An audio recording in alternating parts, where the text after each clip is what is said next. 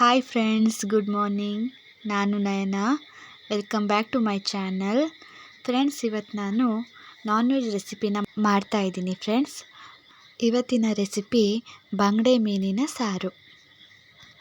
Fish ತರೋಕ್ಕಂತ ನಾವಿವತ್ತು fish ಮಾರ್ಕೆಟ್ಗೆ ಹೋಗಿದ್ವಿ. ಅಲ್ಲೇನು ನಾನು ಎಲ್ಲನೂ ವೀಡಿಯೋ ಮಾಡಿಲ್ಲ ಫ್ರೆಂಡ್ಸ್, ಸ್ವಲ್ಪ ವೀಡಿಯೋ ಅಷ್ಟೇ ತೊಗೊಂಡು ಬಂದಿದ್ದೀನಿ.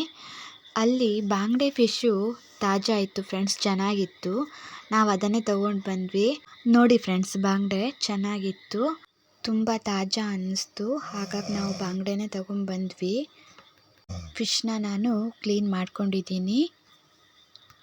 ನಾನು ಸಾರಿಗಂತಲೇ ಈ ಥರ ಫಿಶ್ನ ಕಟ್ ಮಾಡ್ಕೊಂಡು ಬಂದಿದ್ದೀನಿ.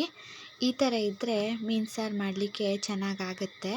ಈಗ ನೆಕ್ಸ್ಟ್ ನಾವು ಮಸಾಲೆ ಹೇಗೆ ಮಾಡೋದು ಅಂತ ನೋಡೋಣ.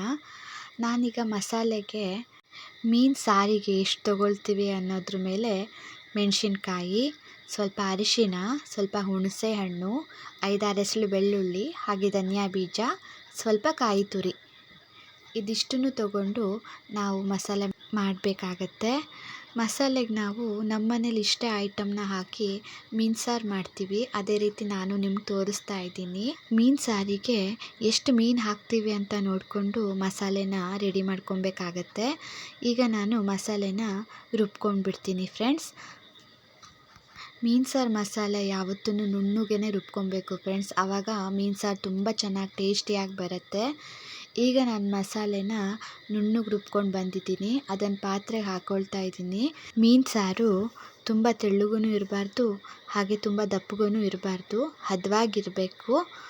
ನೋಡಿ ಫ್ರೆಂಡ್ಸ್, ನಾನು ಇಲ್ಲಿ ಮಸಾಲೆಗೆ ಎಷ್ಟು ನೀರು ಬೇಕು ಅಂತ ನೋಡಿ ಹಾಕ್ಕೊಳ್ತಾ ಇದ್ದೀನಿ.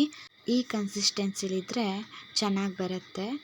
ನೆಕ್ಸ್ಟ್ ಫ್ರೆಂಡ್ಸ್, ನಾನು ಮಸಾಲೆನ ರುಚಿಗೆ ತಕ್ಕಷ್ಟು ಉಪ್ಪನ್ನು ಹಾಕಿ ಕುದಿಲಿಕ್ಕೆ ಇಟ್ಟಿದ್ದೀನಿ. ಇದು ಚೆನ್ನಾಗಿ ಒಂದು ಕುದಿ ಬರಬೇಕು. ಕುದಿ ಬರ್ತಿರ್ಬೇಕಾದ್ರೇ ನಾನಿಲ್ಲಿ ಹಸಿಮೆಣ್ಸಿನ್ಕಾಯಿ ಕಟ್ ಮಾಡಿ ಇಟ್ಕೊಂಡಿದ್ದೀನಿ. ಈ ಹಸಿಮೆಣ್ಸಿನ್ಕಾಯಿ ಹಾಕ್ತಾ ಇದ್ದೀನಿ ಫ್ರೆಂಡ್ಸ್. ಈ ಹಸಿಮೆಣ್ಸಿನ್ಕಾಯಿ ಹಾಕೋದ್ರಿಂದ ಟೇಸ್ಟ್ ಚೆನ್ನಾಗಿ ಬರುತ್ತೆ ಫ್ರೆಂಡ್ಸ್. ಈಗ ಮಿಕ್ಸ್ ಮಾಡ್ತಾ ಇದ್ದೀನಿ. ಹಾಗೆ ಇದು ಒಂದು ಕುದಿ ಬರಲಿ ಫ್ರೆಂಡ್ಸ್. ಈಗ ಇದು ಒಂದು ಕುದಿ ಬಂದಿದೆ. ಈಗ ನಾವು ಕಟ್ ಮಾಡ್ಕೊಂಡಿರೋಂತಹ ಮೀನನ್ನು ಒಂದೊಂದಾಗಿ ಹಾಕ್ತಾ ಇದ್ದೀನಿ.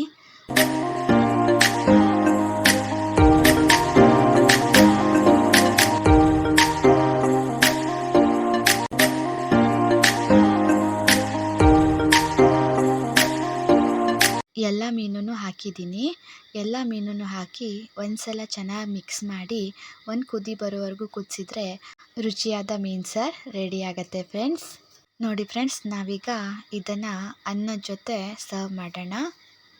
ಬಿಸಿಯಾದ ಅನ್ನದ ಜೊತೆ ಬಂಗಡೆ ಮೀನಿನ ಸಾರು ರೆಡಿಯಾಗಿದೆ ಫ್ರೆಂಡ್ಸ್. ಇದನ್ನು ನೀವು ಮನೇಲಿ ಒಂದ್ಸಲ ಟ್ರೈ ಮಾಡಿ, ಹೇಗಾಗಿದೆ ಅಂತ ನನಗೆ ಕಮೆಂಟ್ ಮಾಡಿ ಹೇಳಿ. ಓಕೆ ಫ್ರೆಂಡ್ಸ್, ನೆಕ್ಸ್ಟ್ ವಿಡಿಯೋದಲ್ಲಿ ಇನ್ನೊಂದು ಹೊಸ ರೆಸಿಪಿಯೊಂದಿಗೆ ನಿಮ್ಮನ್ನೆಲ್ಲ ಸಿಗ್ತೀನಿ. ಯಾರೆಲ್ಲ ನನ್ನ ಚಾನಲ್ನ ಹೊಸದಾಗಿ ನೋಡ್ತಾ ಇದ್ದೀರಾ, ಪ್ಲೀಸ್ ಸಬ್ಸ್ಕ್ರೈಬ್ ಮಾಡ್ಕೊಳ್ಳಿ ಫ್ರೆಂಡ್ಸ್. ಹಾಗೆ ಲೈಕ್ ಮಾಡಿ, ಶೇರ್ ಮಾಡಿ, ಕಮೆಂಟ್ ಮಾಡಿ. Okay, bye friends, thank you.